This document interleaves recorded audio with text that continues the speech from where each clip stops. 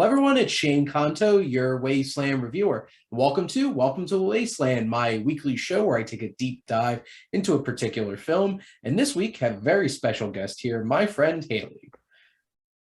Thanks for coming on. Absolutely. Always glad to be here. This was absolutely fitting, as Haley is my horror movie buddy, and we have seen the new Child's Play together, The Invisible Man in theaters together. That was the last thing we did before COVID. I'm pretty sure Yeah. because that It's was like like early 2020. it's hard to even remember those days. That was Going like to the theater. this is 2 years ago because I think that came out in February. So it was, well, tomorrow's March Yeah. as we're recording. When you're watching this, it will be March because it'll be March 4th when this drops because we're in the past. But so Haley's here to talk about Shutter Island. So one of the two straight up thrillers that Martin Scorsese has created. And my God, I'm almost done Scorsese because I think I have 6 more episodes after this. And I've been doing this since September. Yeah. Well, this is a great one though. I mean, I wouldn't want to be talking about any other movie by Scorsese personally. There you go. And that means you're the perfect guest for Shutter Island. So, but for those who haven't seen Welcome to the Wasteland before, we have 3 parts of this show. We start off with our coming attractions, talk about our feature, and do some little recommendations for all of you wonderful people out there watching this video. So, starting off with our coming attractions for Friday, March 4th. So, Haley, which film are you most excited about? Well, I got to admit, I don't get to the theater as much as Shane does. And so I was You do. obviously aware of the fact that Batman is coming out only because my birthday is March 4th. And I kept hearing March 4th and thinking, oh, do I want to do that for my birthday? But in talking with Shane about other options, apparently there's a movie coming out by A24, which I'm a huge fan. Pretty much anything Mhm. that A24 does, I'm intrigued because it's going to be creepy, it's going to be different. Um, and so, am I correct in thinking it was called After Yang, Shane? After Yang. Yep. Yeah. Shane was giving me a pitch on it and I'm sold, so I'd love for you to tell them what that's Yes. about. So this is a new A24 film. I forgot to add, this is also a Showtime film. So it actually released on Showtime too. So you could just watch it at home. But the idea is it's basically a movie about a loss in the family, except the loss in this family is the family robot, Yang. And we have a and it's dealing with all the grief that comes along. And it challenges you in the idea of like, where does life and humanity end and technology begin? And it has Jodie Turner-Smith from Queen and Slim and Colin Farrell, who are the two parents, like the husband and wife in this film. I It's funny because I've gotten to see most of the movies already that's coming out this weekend, and I've been sitting on the Batman for like 5 days and haven't been able to talk to anyone about it. So, but After Yang is definitely a pretty exciting film, and it's very different. It's not quite like A24 horror type of stuff, but it's a deeply emotional and thought-provoking film because they do some great films about technology Yeah. and machines and like Ex Machina. Well, I think this is especially appropriate as a conversation because Shane and I, one of the first movies, if not the first movie we ever saw together, was Chappie. I feel like Yes, maybe this is a natural progression for from that. Haley's birthday, we went to go That see was Chappie, right. and I was irrationally angry at this movie and wanted mulleted, short khaki short wearing Hugh Jackman to win. Yeah. Well, So he's got range. That's all we can just say about it. yes, and he rocked that mullet and those short shorts. I'm like, you're so Haley knows this. I'm a bit of a robophobe over here. So like, it's bad. Like, you made a great movie when I connect with the machines in it. Like, Mm, I hated her the first time I watched it because I was so adverse to just the idea of it. And yeah. now I've been able to watch it and appreciate how great of a film it is. I love that movie, I gotta be Yes. honest. The The soundtrack, man. Oh, it's so good. That's such a great film. Maybe Spike Jonze will win this tournament and pop up again. You I never wouldn't know. I wouldn't be mad. Today, Steven Spielberg's like straight up demolishing Sofia Coppola. It's like Oh, 15-1. One person voted against Steven Spielberg, I and I mean, know that who one it is. person just wanted to be the black sheep. And it wasn't even Jess. Because See, that usually would be it's such a Jess Jess. move. It's 100% a Jess move. She keeps voting for people she doesn't even know. I'm like, I have to point something out to you because you She know how wants to you hate. learn. You know how you hate this movie? They made it. So I did that the other day with Claire Denis, and she Mm. voted for Claire Denis instead of Robert Zemeckis. And I'm like, hey, Jess, do you know what Claire Denis made? And I held up the High Life poster, which that movie disturbed Jess to the core. Oh no. Also has Robert Pattinson, and I'm going to use this as a segue because my most anticipated film is definitely the Batman. Matt Reeves, like, I don't know if I would say he's in my top 10 favorite directors because I just don't feel like he has enough to earn that spot yet. Hmm. But my God, he has made two of my favorite films of the past like decade in the Dawn for the Planet of the Apes and War for the Planet of the Apes. And Hmm. I've been a huge Planet of the Apes fan since I was a kid. I own the 5 movie box set. I have seen all 5 original Planet of the Apes movies because there are 5 of them. Wait, 5 original ones? That was not on my radar. Planet of the Apes, Beneath the Planet of the Apes, Escape the Planet of the Apes, Battle for the Planet of the Apes, and there's one other one, and I'm trying to remember. But like, yeah, there's time travel, there's mutant humans, there's just weird shit in some of these Planet of the A Apes lot of creativity with the costumes, I imagine. Yes. But one of them is straight to TV one. So like Oh, the makeup wasn't the best. yeah, But Matt Reeves didn't start the new trilogy because Rupert Everett um that first one. made Rise for the Planet of the Apes with like James Franco.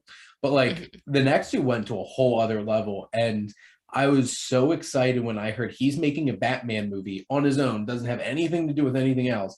Cast Robert Pattinson, who I think is to mainstream people one of the most underappreciated actors because they just think, ew, the guy from Twilight. That was me. That was me. And then you have like the Lighthouse, and like I even things like Right. Lost City of Zed, where he's a supporting character next to Charlie Hunnam, who I thought was a piece of wood. And then I watched Lost City of Zed, and I'm like, oh my God, Charlie Hunnam can act. So I'm thinking of Plank from Ed, Edd and Eddy. did they dig a hole? They might have dug a hole. Yeah, we went there. Yeah. So and the whole rest of this cast and the Riddler being like the Zodiac killer, basically, this is an incredible mix of Batman and Seven and a mob movie. And I already got to see it, but You're definitely I'm selling it. I'm seeing it again on Saturday with Matt, Joe, and Remzi. So for those watching, 3 out of the 6 members of the movie club will be going and watching that on Saturday. And I'll be there in spirit. we should totally go see a movie then when you're actually down here. For sure. But so those are the coming attractions. But that's not why we're here. We're here to talk about Shutter Island. So, Haley, I always ask this question first, and I actually have a very special final question for this movie.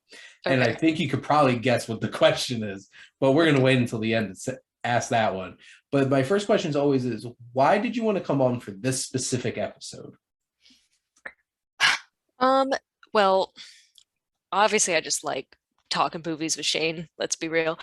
But this movie in particular, there were a couple movies throughout my young life where it just like had an impression on me, you know? There were movies even before I knew what I liked from movies, I was drawn to certain ones. I liked movies that I mean, I love a good twist. I'm like a sucker for a good twist. So M. Night Shyamalan movies were always like, because when I was young, they were like really good. The And then good they were ones. not. And then they But kind of got good again, and then they kind of not. there's just been a lot of pain for me. But back in the day, they were, movies like that just they stuck with you, and you couldn't, that feeling of like like the realization dawning on you of what's going on and how they played you the whole time and how you were so like immersed in it.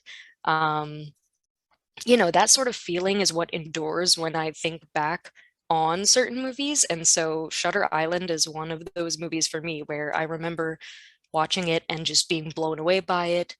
And then later on, more recently, I actually read the book because it's Okay. based on a book.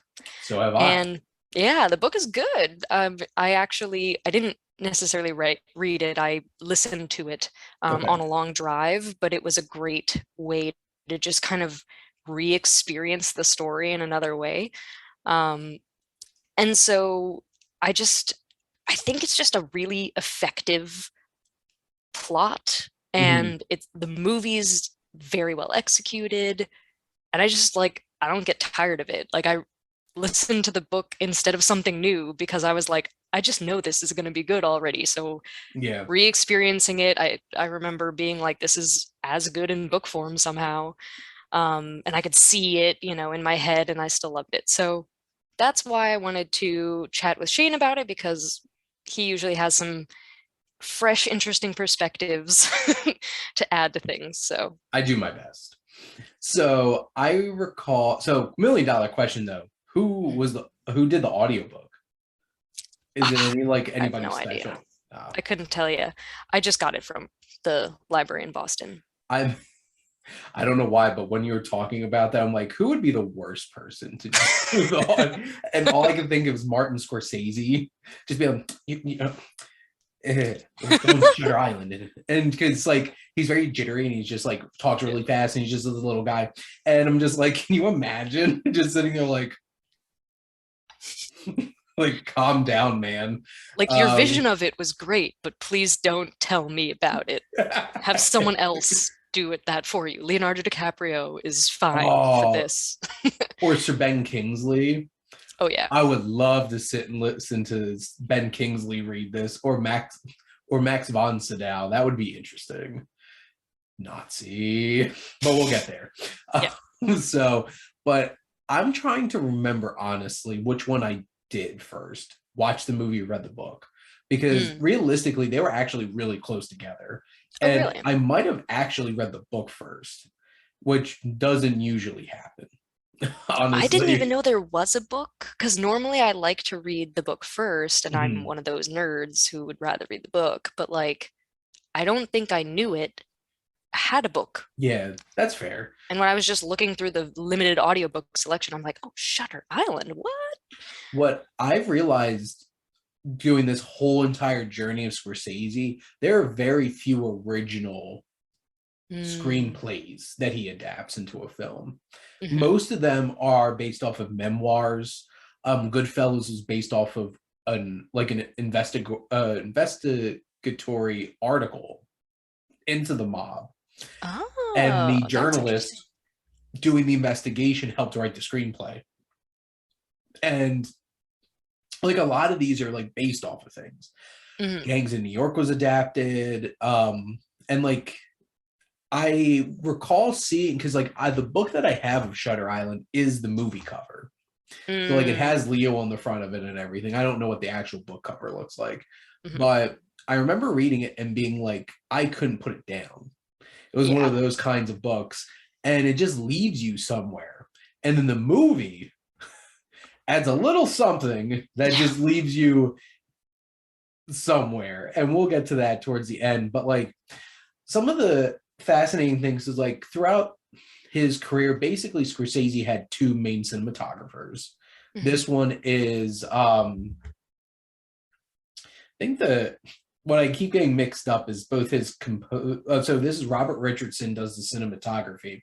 And what's so interesting is it reminds me so much of watching The Aviator again, and I'm like, so much of this pops up in Shutter Island, because like there's like those bright Mm, lights that pop up. when he's having like his migraines and stuff like that.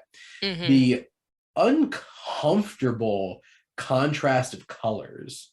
Like there's certain scenes like the flashbacks Yeah. at the lake. That are so like they clash and they're so bright. Yeah, all the colors are like, and what Scorsese had done in The Aviator was bring back old color schemes from Mhm. early Hollywood that had not Oh, that had been defunct for decades, and through computer generation did that. You can tell there's a lot of it, like there's a decent amount of effect shots in this film, and mm. like Jess, even because Jess was watching it with me, she even pointed out when they're on the boat at the beginning, it's just like that looks so real back there. And like No. the one scene when they're driving in the car and like the background going in the background, and it's just Yes, like, some of it, like at the time when you first watched it, you're like, this is the cutting edge of cinema. And now looking back, you're like, okay, well, I well, mean, it's and still very good for what it is. it is. And this is something very different for Scorsese because besides Cape Fear, he didn't really make thrillers. Hmm. And both of them are basically homages to Hitchcock. Yeah. And because he's like a big fan of Alfred Hitchcock, and his as I've gone through his films, he's taken a couple opportunities to really pay homage to some of his favorite filmmakers, and Mm. Hitchcock was one of them. That'll be interesting if Hitchcock wins. Um, but in terms of this film, there's so much tension, so much suspense. It is Yeah. one of those kind of twisting and mysterious, and like you feel like you're constantly being gaslit the whole entire time. And you're just like the one part where Leo's like, I just need to find my partner. And Ben Kingsley's just like, Marshall, you didn't come with a partner. And the look on Leo's face and him coming to the realization, it's like, I need to go along with this. What partner? And just like that exchange, you're just like, what are you talking about? Mark Ruffalo was with you this whole entire time. Yeah, And that's one of the good things about the movie, though, is like it makes you feel crazy too. Like in this uncanny way, even when you already know what's gonna happen. Like mhm. it's still, I remember even like in reading the book, it had the same effect where you were just like, I already know, but I'm still grappling with it. Like, am I misremembering? Like reading the book, you're just like, wait a Yeah. minute. Like go back pages, like, did I miss something here? But like there's just such a sense of mystery. And what I love about this film and rewatching it, because this is probably like the fifth time that I've watched Shutter Island, Mm, is and I've been trying to be like very mindful of like talking about the films and everything. I'm sitting here and thinking like what's so fascinating about this film is how uncomfortable every conversation is hmm the first time you watch it. mm, Because how all the guards interact, how all the patients interact with Leo. The one of the creepiest is with like the warden guy who's played by Ted Levine, aka Buffalo Bill from Silence of the Lambs. And when they're mm. driving in the car, that whole exchange is so weird and feels so uncalled for. And you're just like, what's wrong with this guy? And in hindsight, you're like, Yeah. and it makes so much sense because you know the Warden didn't want anything to do with this, what was going on Mm. in the film. And I'm going to try my best not to spoil it until the end because we do spoil things on this show. But I do want to like keep this intact for the most part until we actually confront what actually happens in the end. But there's just so many interesting things and character interactions and how well the dialogue's written keeps the mystery going. Because like I Yeah. think the best scene is between Jackie Earle Haley's character in the cave, like that prison Hmm. cell. That Hmm. whole entire, it's like him saying it's like, latest, this is all you. And like keeping it, the dialogue was so like just vague enough for you to question exactly what was going on and also feel like Leo knew exactly what was going on the whole Yeah. entire time. But Haley, what are some of the things in the film that really stuck out to you? that makes this something that you really enjoy? Well, yeah, like I said, I mean, first of all, it's the movie just tinkers with your emotions so much. You're at the mercy of this movie. Like you Mhm. can't maintain control. Like even again, even when you know what's happening, it's so hard not to get carried away in these like in the intensity of every moment because like you said, I mean the characters are so all of them are just so intense. There's really nobody who's flat. Everyone is and the first time you watch it, of course, it's this feeling of like they've created this false sense of suspicion that you're kind of like grappling with and you're Yeah. trying to figure it out along with Leo, like what's going on here. But then, I mean, like nowadays, I feel like we've got a ton of critically acclaimed movies that like play on the whole like mental asylum trope.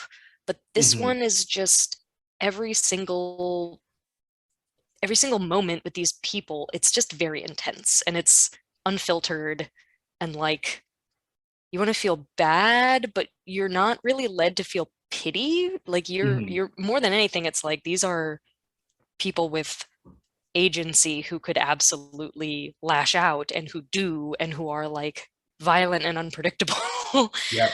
um Ward and it C. adds to the like you're just kind of like tense the whole time. And of course, like, you know, I've watched movies that are supposed to be like scary from start to finish that didn't accomplish that, right? And these Yeah. people are in broad daylight talking to other people in broad daylight. There are no ghosts, there are no Mhm. demons, and it's still like it's scary. It is Yeah. thrilling because there's also this thing that they create that hangs over it all and you can't pinpoint it. You know it's there and you think you know what it is and then you're wrong.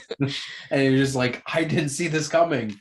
Because I feel like Scorsese is such an expert at creating tension in his films. Because, like, in many ways, it manifests in like his gangster movies and stuff Mhm. like that.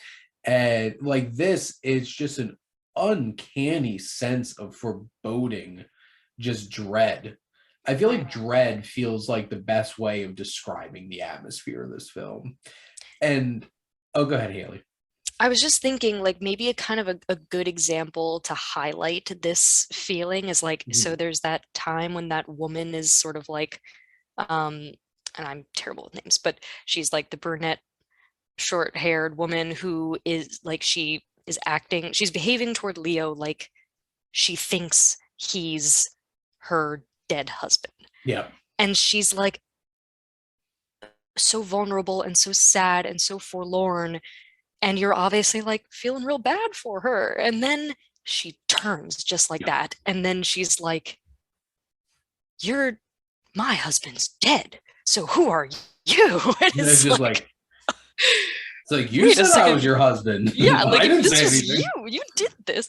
And like that like how it just you think you know where it's going and you just don't. You never do. Like even Mhm. in that like 2 minute interaction, you think like, oh, this is supposed to be sad, this is supposed to like endear. No, it's a trap like everything else in this movie. This movie is it's a trap. It's a trap. It's just that meme, the whole entire movie. They, I think one of the things that helps accomplish this feeling of this film, so they decided to not go with a original score.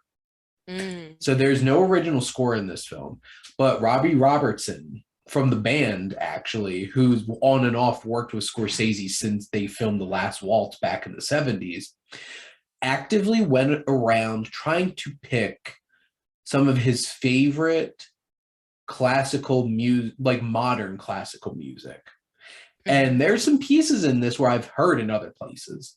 I remember distinctly sitting there thinking, like, oh, I've definitely heard this piece before. But the beginning, the womp, womp, that, like those heavy strings, and you're just Yeah, like, I'm nope. worried already. And it's that shot of Leo looking off that boat and just seeing Shutter Island, and you're just like, the womp, womp. I'm just like, this island has a theme song and I don't like it. Yeah. And it's so interesting because it sets up that forebodingness, and it clashes so interestingly because like one of the first characters we get introduced to besides Leo and Mark Ruffalo's characters is John Carroll Lynch, who's one of the guards, that really thick Boston accent. And he's such a great character actor, and like he's setting up like all he gets dumped with all the exposition at the beginning of the movie, be like, and the camera, I love the shot of where it's like, and this is Ward A, Ward B, and over there, that's Ward C, and just like the camera's like just shifting over, and you just see this like old, dilapidated war fortress, and you're just like, Nothing good happens in there. Nope, nothing good happens in there. And then that whole entire sequence is terrifying because it's so dark and ominous, and there's just something about all the men in that section of the in that ward, because like they all look beaten and like in rough shape, and like there's so many great performances from strong actors in like one scene in this movie. Right. Like each of these individual personalities is superbly acted, and you only see them for short periods of time, but they all have an impact on you that's kind of like lingers into like you're kind of like, I'm not over that scene yet. I know we're moving on, but I'm not done with that, what just happened back there. Yeah, because like you could talk about even like all the minor characters that I don't know the names of the character actors, but then you have like the John Carroll Lynch, and Ted Levine gets his one real scene where he interacts with Leo, because I think that's the only sustainable, like sustained dialogue that character has the whole entire movie. Then you have Emily Mortimer, who plays that woman in that scene with Leo. Yeah. And then the real one, Patricia Richardson in the cave. And then that's a whole other kind of thing. And Jackie Earle Haley, who I'm a huge fan of, who played like Rorschach and stuff like that, is see the guy George, the one in the cell who gets in Leo's face, and he's just like beaten, and you're just like beaten to a pulp. I didn't realize that was him, but now that you say it, that makes perfect sense. Yes. He even has the red hair, right? Yes, and like for the most part, he's almost shaved bald, but like he has a little bit of hair. And then this is cast because at this point, this is Leo's fourth film with Scorsese, because he did Gangs of New York, The Aviator, The Departed, and The Departed, and Not a Cop. And this is in Boston too, and it's just like, Scorsese's Boston kick, because he had The Departed, and then he had Shutter Island. And Leo does such a great job in this, because I feel like I'll even admit that I had this misconception of Leo as just like handsome leading man. And then you watch his movies and you're just like, never once since like, honestly, I'm trying to think, since like the early 2000s, he very rarely, like maybe except for Gatsby, is never this like charming, well-kept, like handsome man. Because like he's like one step away from the Revenant at any given time. Exactly. And it's just like, because like maybe Gangs in New York, that's probably the closest thing. Aviator, he has all of his OCD and the mental health issues and stuff like that. And you see that in this, because he's certainly struggling with something, and the film makes you believe he's being drugged. And he's dealing with these hallucinations, and my God, those dreams and hallucinations he has throughout this film are terrifying. The whole thing with the liberation of, it was Krakow, right? I'm pretty sure. I'm trying to remember. Dachau? It's one of the like famous concentration camps during World War II. And that moment where they shoot all those soldiers and it just keeps going. Yeah. Like that's a sustained like 15 seconds of shot. And 15 seconds doesn't sound like a lot, but if you're watching like people getting shot for 15 seconds straight, it's a lot. It is a lot. And that's frightening, that him standing over that like captain or whatever, bleeding from his neck, like that is haunting. And then one of the most unbelievably devastating scenes in this whole entire film is towards the end, where he remembers with his wife and his kids at the lake, and you're just like, nope. All kinds of nope. You know what this character reminds me a lot of is Inception. Yeah. It's a very similar performance that Leo gives in this and Inception. Because when did Inception come out? I was thinking that they weren't that far apart, and I have trouble sometimes like extricating those two because they're both very mind bending, and you've got Leo and like, because this came out in 2010. mm, And so did Inception. These literally came out the same year. there you have it. I think I saw both of them in theaters. And more or less, That was a good time for movies. because like more or less like Cobb and like Marshall Daniels are very similar. Their arcs are oddly similar too. Like, and good for Marion Cotillard and Michelle Williams for playing his femme fatale wives that are just straight up haunting him. Because Michelle Williams too in this movie is like devastating. And like even some of the bigger supporting characters, like, because Mark Ruffalo is just real solid this whole entire film. And then Ben Kingsley is a great addition. And like Max von Sydow is just such an unnerving presence at times. And like they have that whole entire exchange where like Leo calls him out for being a Nazi and stuff like that. And that's the thing, because this deals with a whole lot of like baggage from World War II. A lot of conspiracies about World War II. And it's so easy to buy into it because you just want to be like, well, yeah, I mean, this dude would know, wouldn't he? Like he was, this is like where all that trauma is supposed to lead. It's supposed to like, he gets this point and like he sees it for what it is and he's going to do something about it. And the bare minimum, Daniels has some like serious PTSD from World War II, like bare minimum. Absolutely. And it's so interesting because like, I think one of the trickiest scenes in the film to make work is the one in the cave. Because that whole entire scene is just trying to provoke Teddy's paranoia and the audience's. Because it's like, but what if this was a thing? And you're just like, is it? No. Yeah, exactly. You're like, well, but when I saw that the first time, and even in the book, it was hard not to fall into it. I feel like I was just like, just tell me, like, and then I just wanted it.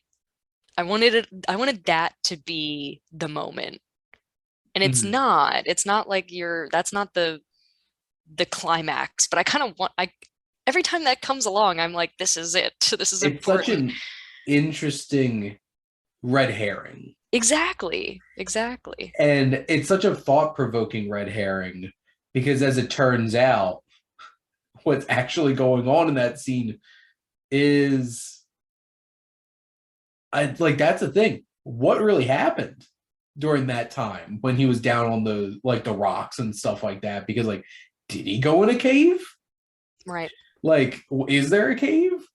Because what's interesting is because it doesn't seem like there's one when he's climbing down. And then just so happens to be there. And like this film plays on you and it plays you so well. Plays you like a fiddle. And you're just like, it's got me. And I guess, Haley, are there any other big kinds of thoughts or ideas that you have before we kind of blow this one up and kind of confront the elephant in the room? No, I think we should talk about that because I find it so, I mean, it's just all of my thoughts are just wound up into obviously the end and what we do know about it. So the reveal. So if you haven't seen it yet, just stop right now. Spoilers. So if you're listening and if you're just watching the video, spoilers. So as it's revealed, is Teddy is Latus the whole entire time. He is indeed the mystery like what 67th Yeah. patient. Numbers. Patient 67. And this has been an elaborate, very ambitious, potentially highly unethical kind of approach to create an elaborate guise of him being a U.S. Marshal again, to try to break him from the delusion. Because, and the scene that I alluded to earlier of him being a drunk and avoiding his family after his wife burned down their apartment, showing up after a long case. First, what is the first thing he does? Grabs a drink, and then finds his wife, and then finds his kids floating dead in the lake. And Leo holding their dead bodies, screaming, haunts my dreams. Yeah. Like that scene is one of the most uncomfortable scenes I've seen in a Martin Scorsese film, period. And that's saying a lot. There's some very violent, messed up things, but like, yeah. And it's just reconciling, like, up until this point, there was that separation between like the sane people and the not sane people, and you were all thinking you were like with the sane people, and then you're not. You are carried along with this fantasy, and like, thinking of the woman who did that and how terrible she was, and in reality it was his wife, his own wife. Like, so my friend George from undergrad, because I remember watching this freshman year, because I'm pretty sure I bought this at the bookstore at Ryder, because they used to sell used DVDs. And I bought this. I think I bought Watchmen too. But like, I bought Shutter Island. I watched Shutter Island, and I had this whole entire conversation with my friend George, because George was convinced that he's not crazy, and that whole entire end of the whole entire end of the film is still them trying to gaslight him. And I don't know, like, I don't agree with that personally. I think it's very clear that he is latest. Obviously, they've tried something very radical to try to get him out of this.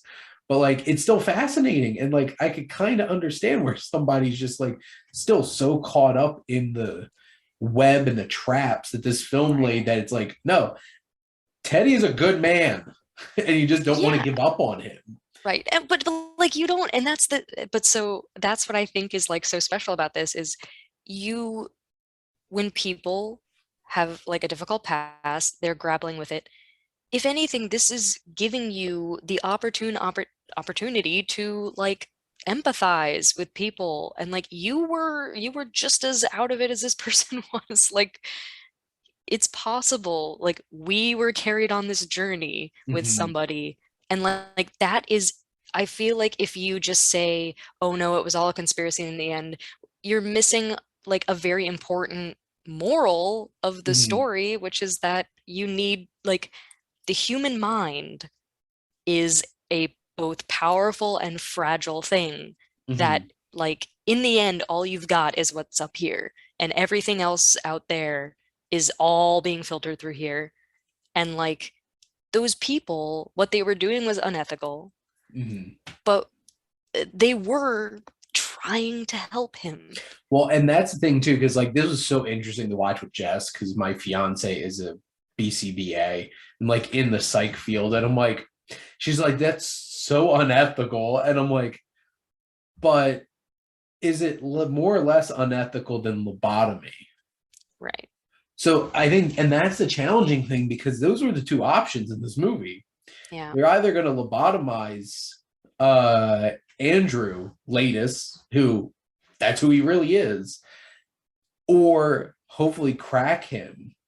And that whole entire sequence where he shoots Ben Kingsley, and the camera, and he's like, it's shaking right at Mark Ruffalo, and it cuts back, and Ben Kingsley's just standing there perfectly fine. You're just like, yeah, so jarring. And then he breaks the gun in his own hands, realizing it's not really a real gun. And it's just like, what? And that, like, building up to that lighthouse sequence is so great, and that whole entire sequence is so great. And then legitimately, this has one of my favorite lines to close out a film, because like Andrew Latis sees this memory and finally realized that he's been hiding the fact that he murdered his wife for murdering his kids. And that could be a whole other kind of moral dilemma chat about like, should he have been like sent away for murder for that or not? And there's uncomfortable level of morality here. But when he's sitting with Mark Ruffalo at the end, and he's still going along with the whole entire thing, and that this is the best bit of acting Mark Ruffalo does in the whole film. When he turns wordless and just like over at Ben Kingsley, and there's such great acting because you feel all the air deflating out of Ben Kingsley. You see like the frustration and how over he is with it. The warden next to him, who you can just tell is just like, whatever. It's like, take him. And then when Leo says, would you rather live as a monster or die as a good man? And then just walks away, and you're just like, that is like, I remember watching that for the first time and just being like, wait a minute. And you realizing, because like there's some different interpretations of this too, because apparently the author, Dennis Lehane, says that he believes that was just a momentary like piece of clarity. And that he really did slip back in. Yeah.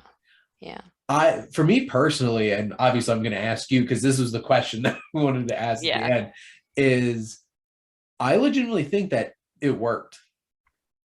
And he just cannot live with himself, knowing who he really is. And he is basically just being like suicide by experimentation.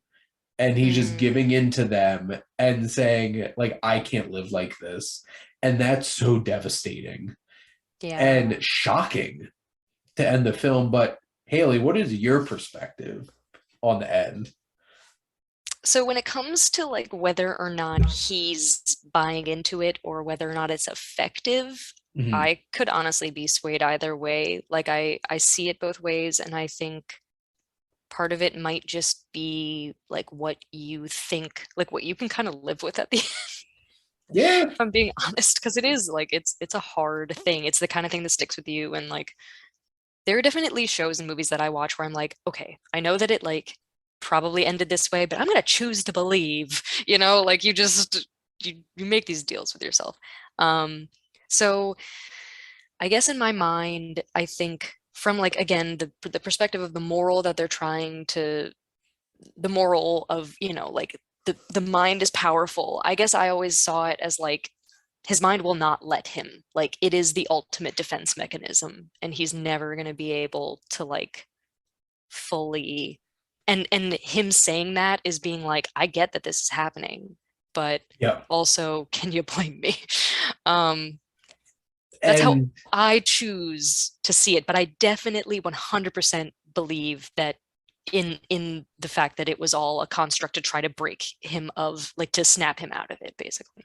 So it's interesting because I think we both believe the same thing, but in a different kind of way. And that's like, it's a really interesting way to think about, like, is it a conscious decision that he's fully enlightened again of his, like, is he cured and just making that decision that he can't live with himself? Or he is clear, he has enough clarity to realize I can never beat this and to just let it end. And I think those are two very equally devastating and interesting ways of having perspective on that moment, because that is the kind of thing that movies are made for. Like that single line and that reveal at the end, you're just like, what did this movie just do to me? And to bring it back to the Inception thing, it's basically akin to keeping that top spinning and never watching to know whether or not it's false. Like it's the same, like they left it open to us to have Yeah. these conversations and to make our decision about whether or not we think, because it could go either way. It's like if Christopher Nolan wins my tournament of picking my, like I feel like I have to have you on for Inception now because it's just like Inception, or I mean, you got to have me for Memento. yes. Oh, Plug for Memento. I have a sinking feeling it's just going to come down to Tarantino and Nolan. I mean, I would happily do either of those. Yeah, but Happily. like I just and that's such a great point too, because like in Inception, it doesn't matter to Cobb if it's real or not. He's just he is beyond the point. He doesn't even look at the top. Yeah. He doesn't look at the totem at all. He walks away. And walks away and just cuts to black. And I think what sells the end of Shutter Island so well is Mark Ruffalo's reaction. Mm. And that's why I'm convinced this is his best acting in the whole movie, is that final sequence, because he's the audience like, no! And he's just like, no! And because, does he call him Andrew or Teddy? Oh gosh, I don't remember. At the end, I'm trying to remember if he starts like yelling. I feel like it was Teddy. He was yelling, which is not who he that really wouldn't jive with it, yeah. Because his real name's Andrew. But Yeah, like yeah. him calling for him, and we're all like the audience be like, no! And like, so I had this thought. I think this is the first time I ever thought about this time watching this. What's the implications of him lying and acting like this procedure didn't work? If it did. Well, that's my whole thing, is like, he's stuck. Yeah. He is stuck. And I think, like, there's the whole movie, a thing that we didn't necessarily touch on, but I think is like pretty obvious. It's on an island, and there's a very, I think, key reason why it's on an island, because there's this feeling of being trapped the entire time. Yeah. And we didn't know how trapped he truly was until the end, but like, he is trapped. Like, Yeah. it was hard enough for him to try to get away back when he was given some sort of autonomy, but then like at that point, I mean, it's almost like you don't want to think about it. Yeah. Because he's stuck. And that's the thing too, because like what I was thinking about with this is because like, say that Ben Kingsley's character and Mark Ruffalo's character, these two doctors, successfully made this work. Mm-hmm. And like, without a doubt, it actually worked. Mm-hmm. And Andrew lies, more or less, and acts like it didn't work. Mm-hmm. If he is, and that's the thing, you're assuming that, like, what my assuming was, like, he has clarity and he's choosing to do this. What if a bunch of other people could be helped by this, but now they're not going to be because it seemed like it failed? Yeah. Well, then and that's the thing. Like, if he made that choice, it's because despite their best efforts, they were saving someone who did not want to be saved. Yeah. And they were playing God. And like, I mean, you just think about the ways, like those dreams and those visions, like if for nothing else, they showed us exactly how he was haunted. If that's his regular state, right? I don't know why. Like, I want to deal with that. Exactly. That's terrifying. And so it's, I mean, like, I'm also a big softie. So like, if it were me, I'd be like, dude, my brain has been trying to protect me this whole time. You guys are just taking me on these. You're ripping the Band-Aid off every time. I just like ripping the scab off. I'm trying to heal here. Right. And or at least hide. Yeah. Less healing. He's just trying to cope. And that's such an interesting, like, little tidbit of like, it wasn't him being drugged. That was all withdrawal. Mm-hmm. What he was experiencing, you're just like, ooh. Right. Ooh. Right. This is some strong meds he was on.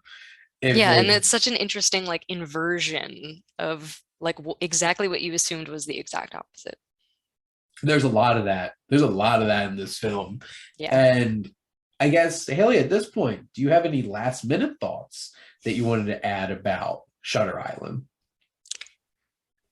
I just think maybe like in thinking about this movie, there was definitely a lot of moments where I was also like it's hard not to compare it against other similar movies in like approximately the same genre where it deals with these like again, like you don't know you're dealing with an inmate until the end. But Yeah. then if you rewatch it and you know you are dealing with that person, and again, it like once you're done being like absolutely carried by the stuff and you have more time to think about it, it does become more about questions of like how these people are being treated, how they're being Mhm. used and Yeah. whatever. And like I think these types of movies are really important Mhm. because it's just not easy to put yourself in a position like that.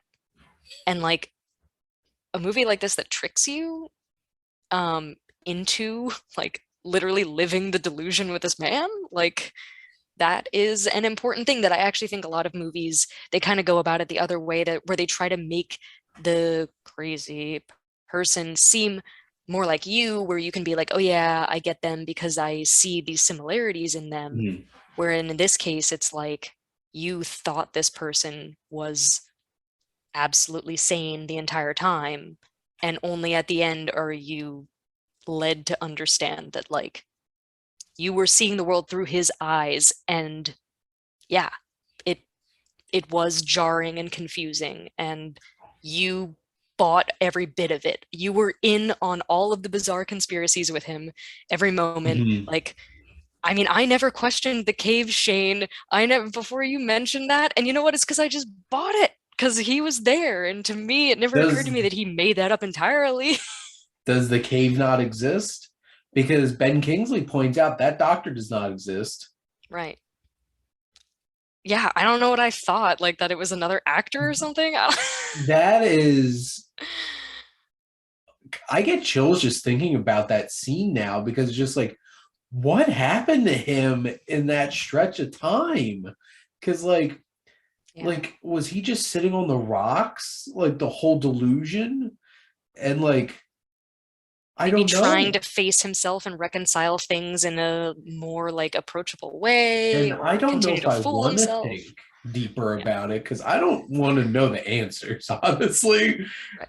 And that's such a fascinating thing because everything else is concrete.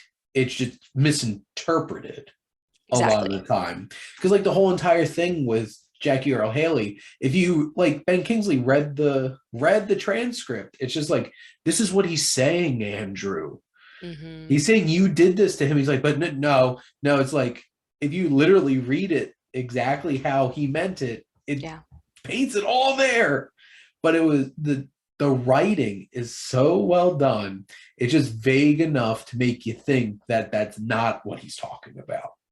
And you're also just blinded by your perceptions that they've built for you that you just literally locked yourself into because you're like, I'm here with this marshal. There's a conspiracy afoot. Mhm.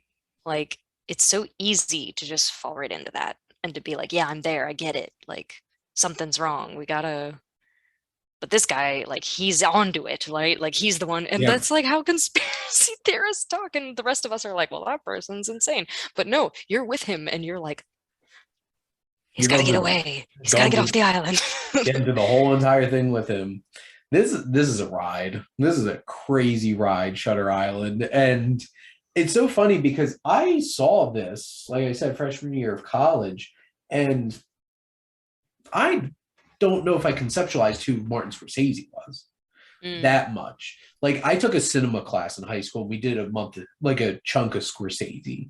And I hated Raging Bull when I was a teenager. When I saw that for the first time, I'm like, this is just a couple of angry guys yelling F words at each other for that's two a lot hours. of movies. Scorsese movies. I'm gonna have Wolf of Wall Street coming up, just dropping all that bombs. Good point. That's gonna be an interesting conversation. Steve Madden. I'm gonna leave that one to someone else to break It's funny, down. Jess wanted to talk about that. Really? Yep.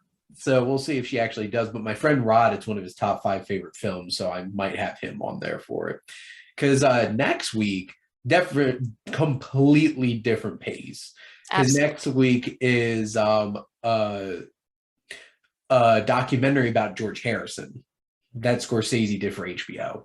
So Yeah. like completely different speed. And I'm gonna have Alex on for that one and Nice. our buddy Jim. So all the music people. Right, right. But this was like, oh, I haven't had like I don't think I've had this kind of conversation with anybody about Shutter Island since college. And this made me really happy because This is why I wanted this movie, because you can, I mean, like I'm consciously trying not to make this a 4 hour thing, but like later offline someday we can sit down again and nerd out about it a lot more. yes. Or again, Nolan. Nerding out about Nolan movies. I'm very there for that. And realistically, I think he's probably gonna win. It's honestly, if I guess on this day, February 28th, this tournament's gonna end with the final four of Tarantino, Nolan, Hitchcock, and Spielberg. That's really legitimately how I see this And playing I'm out. saying right now, my vote is for Nolan, Tarantino close second. And to be honest, if they are the final two, I'm just going to do it back to back because they only Yes. have like 10 movies apiece. So not That's yeah. Scorsese, That's not gonna be as bad. who I've been doing this because like the Coens had 20, like low 20s. Hmm. Kubrick had like 15, 16. And then like Nolan and because like some of the directors I have on here, I'm like, if Robert Eggers wins, it's like two movies and done. And then on to the next Yeah. one. Yeah, yeah, So that's interesting, which also the Northman I am so ready for. yeah. Um his new film, the director of The Lighthouse and Right. Is it gonna be more Witch. of the same or Oh, based off of that trailer, it looks like a terrifying epic Viking revenge story. oh, I dig that. You should watch the trailer, Haley, and it comes out I think late April, so it's He not did even The that Witch as far away. well, you said? Mm-hmm. That was a weird one, man. I wasn't, I can't even say that I liked it. Can you It's just a like weird one. something like that? No, That's the that's, thing. there we go. Thank you. I feel It's justified. because the thing is like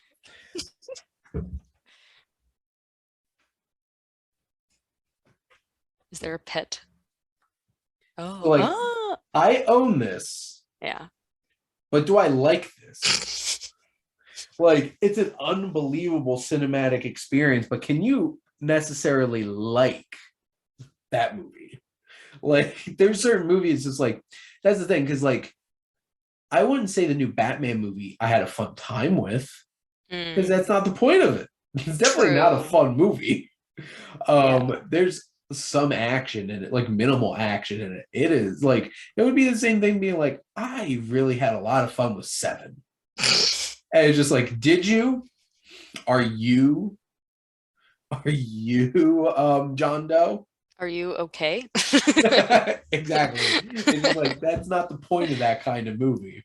That's fair. Very fair. But now for recommendations. So Haley, do you have any recommendations for these lovely people? Well, I don't know if I've talked about this movie before, but I just watched it the other day, and Okay. it's just so darn good. I wanted to make some of my friends and my boyfriend watch it. Mhm. Bad Times at El Royale, man. That movie is a masterpiece. It's just so good. And I feel like a lot of people haven't seen it, which it's one of these things. So I only saw it, first of all, because I was yep, there it This is. is beautiful. Incredible movie. I feel like probably people who are like really into movies have mostly seen it, but there are just certain movies that I talk about every now and again when people are like, "Well, what's a good movie that maybe I haven't seen?" And I realized like this is a movie a lot of people haven't seen, and it's long. Like you keep thinking you know where it's going and you don't. Mhm. And like I mean, I don't even want to like get into it too much other than the Yeah. music is popping. Yes. The characters are like every single it's a limited cast and every single one of them is incredible. Just And imagine Charles Manson, except it's Chris Hemsworth. there you have it. So then you're like, of course they would fall for him. Of course. Of course they would follow him. But in reality, the one I always fall in love with is Jeff Bridges. Because I love Jeff Bridges. So when I did the Wasteland Reviewer Awards for that year, Jeff Bridges got nominated for Best Actor for Bad Time at the El Royale. And that's got nominated for Best Picture because I saw this with Matt. He didn't think it was that great. And I'm like, you know what, Matt? Yeah. I'm like, screw you, Matt. No offense, but like what? I was with someone else. And yeah, like when the other person who saw it was kind of like, that was fine. And I'm like, did we see the same movie? Yeah, right? I'm This just like, movie blew my mind. Like, it blew my mind. And especially in the theater, just at how incredible it was. Anyway, I feel like, if you like big, bold, dramatic things, this is a movie that, like, if you haven't seen it, you really should. And this is it's worth the 2+ hours that you will take. Yeah, because of this your is time. like, I don't know, 220 probably. It's a long one, man. It is and two like hours, from the 21 first minutes. second until the last second, it's going. Yep. Like, it does not stop. And these characters all have so many dimensions to them. It's a non-stop joyride, according to this tag from Movie Phone. So there you go. I would agree. I mean, well, like there's ups and downs, right? It's not like a happy story. It's not a happy-go-lucky story by any stretch. But it's just, you're still like smiling. Like that feeling of like you're laughing because you don't know what else to do and you're kind of overwhelmed. I had a lot of that. Even watching it again, like knowing what was going to happen, I still had these like startle laughs. This might be the first time I've ever thought this specific thought, but I feel like it's an evil Tarantino movie. It is. It's so like, it definitely echoes a Tarantino movie. Except it's darker. Like it's not the kind of thing where it's like you get to the end of Pulp Fiction and you're just like, this is a blast. You get to the end of this movie and like, this gets dark. But it has a lot of those same kind of trappings. And this is from, what's his face? I want to say Drew Goddard. I think that's right. Yep. And who made Cabin in the Woods. Okay. So the Psycho Cabin in the Woods? Like the meta horror movie with yeah. That was a weird one. But I prefer that over The Witch. I would take that one over The Witch every time. Well, Cabin in the Woods is a lot of fun. Yeah. And Richard Jenkins and Bradley Whitford are like the reason you watch that movie. Who had like killer mermaids for actually, you watch that movie if you're like, I've seen it all. I've seen it all. Then you watch that movie and you're like, you have not. You have not. I have a couple of, I always like to do 3 recommendations, 1 new movie, 1 of my movies, and 1 movie I've checked off my watch list when I actually have watched one. Because that one usually gets left behind. I'm trying to every Sunday night now watch some of my movies. So I actually make active time to watch some of my movies because I spend so much time watching screeners and new movies now. Yeah, sure. The new movie I watched on Friday night, Potato Dreams of America. And this is an immigrant, a queer immigrant chasing the American dream story. It's about a young gay boy from Russia and his mother have this really special connection. It's dealing with him growing up in, like, it's pretty low budget, but like it's so funny. And it's quirky. They have him taking like class portraits and he's like a young gay kid and he has a young Jewish kid next to him and they all start saying the K word because they're a bunch of like racist, homophobic, xenophobic Russians during the Soviet Union. And even like the Jewish kid starts chanting it because he doesn't want people to find out that he's Jewish. And you have Potato, that's his name. Potato Dreams of America. So like this young gay Russian kid's name's Potato. And then his mom becomes a mail order bride. And that's how they make it to America. And What a it shows in trip. some, and this movie is unabashedly queer. Like there's like towards the end of this film when he's like an adult and living his best life, you get a whole entire hilarious montage of him enjoying his best life. I'm just gonna put it that way. A la Deadpool in the seasons or whatever. Kinda. There might even be more sex in this than in That's that. something. There's a lot more partners in this one. Oh, well, yeah, that makes sense. It's not as diverse in terms of the enjoyment as what's going on in Deadpool. Yeah. But like, Happy now I wanna watch- Thanksgiving. now I want to watch Deadpool again. Always down for that. I can watch that on Sunday night because There you go. Deadpool's somewhere down I feel there. like anytime you watch like a movie that just brings you down, you just need Deadpool to Yeah. pick you back up. And Deadpool hugging Colossus, groping Colossus's ass, kind of Deadpool. Pansexual, that pansexual life. So, but now I'm all off kilter now. My movie that I wanted to recommend, because I actually talked about this on this show and rewatched this because I bought Scorsese shorts on Criterion, which is a bunch of his short films.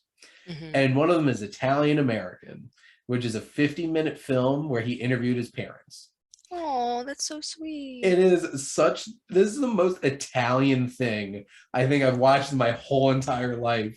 And as an Italian-American, I just had such a great appreciation for it. And his mom's adorable. His dad's hilarious. And it was just such a fun time. In what year did that happen, and This how is like old were they? mid-70s. Okay. So like this is like young Scorsese, thick black beard, everything. This is like 15 years before his mom popped up as Danny DeVito, not Danny DeVito, Joe Pesci's, Tommy DeVito's mom in Goodfellas, because that's Martin Scorsese's mom. Oh, wow. He's like, hey mom, can I take this knife? And he's just like holding this giant butcher knife. And she's like, oh yes, yes, yes. Oh, Henry. She's basically just playing herself. Yeah, really. So Italian-American loved it. It's only 50 minutes and it's such a great time. The movie that I wound up watching this weekend off of my watch list was called Citizen Ruth. And this is an Alexander Payne film who's done Nebraska, The Descendants, stuff like that, starring Laura Dern as a young woman who already has like 3 kids, and she snuffs spray paint, has a lot of drug problems, gets pregnant again, and a super religious group bails her out of prison, led by Kurtwood Smith, Red Foreman from that 70s show. Oh my gosh. Who's this like extreme right religious guy who's trying to like use her to build up like pro-life, his pro-life agenda. And then there's a whole entire pro-choice group who tries to leverage her and use She basically her for becomes their like the rope that they're playing tug of war with. Yeah, wow. And this whole film is more about fanaticism than actual like pro-life, pro-choice. Sure. Because both sides are so crazy. And Burt Reynolds is the national leader of the alt-right religious group. And when he shows up in this movie, I'm just like, it's Burt Reynolds. And this was a really poignant movie. I was just gonna say, that sounds like it's got a lot to say. It's on Criterion Channel. So those out there want to check it out, it's on Criterion Channel. And Haley, if you want to check it out, you can use my password. Thank you. Hey, I'm interested. Like, that sounds really like it's darkly funny. It's very biting in its commentary and everything. It felt like small town being dragged into big nationwide politics, tug of war, much better than that Jon Stewart Irresistible movie that came out with Steve Carell in it during 2020. Like, I don't think I even knew that existed. It came out during 2020. on VOD at some point. But yeah, I definitely recommend that. But those are my recommendations. So you should all check them out. But Haley, thank you so much for coming on. I really appreciate it and always love chatting movies with you. Oh yeah, next time you've got a weird one, that's when, I mean, you're definitely we'll coming on chat. for Memento, because I don't think Christopher Nolan can't be picked at some point. Yeah. Like, there's too many white dudes on the internet. I would also talk Inception, but I have to go with Memento first Yeah. because that is my actual favorite movie ever. Well, if Nolan wins, you get first dibs on Memento. Thank you. You heard it here. Everyone else can fight me. And Haley will beat you up. With words.